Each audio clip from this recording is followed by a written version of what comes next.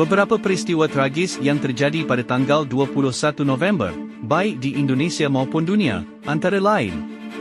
Pada tanggal 21 November 1945, dalam konteks pertempuran Ambarawa, Pasukan Tentara Keamanan Rakyat, TKR, dan Tentara Sekutu mengalami bentrokan dahsyat. Pertempuran yang berlangsung dari 20 November hingga pertengahan Desember 1945 ini menjadi bahagian dari perjuangan mempertahankan kemerdekaan Indonesia dari agresi pasukan Sekutu yang membawa pasukan Belanda kembali ke Indonesia.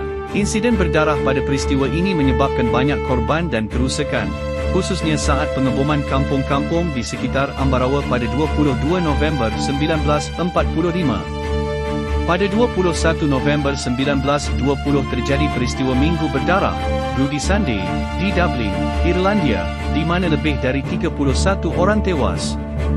Insiden ini merupakan bahagian dari perjuangan kemerdekaan Irlandia dan sangat tragis dengan korban jiwa yang banyak, termasuk warga sipil dan pasukan keamanan Inggeris. Pada 21 November 1996, terjadi ledakan besar di sebuah toko sepatu di Puerto Rico yang menewaskan 33 orang, menjadi salah satu tragedi kebakaran dan ledakan besar di wilayah tersebut.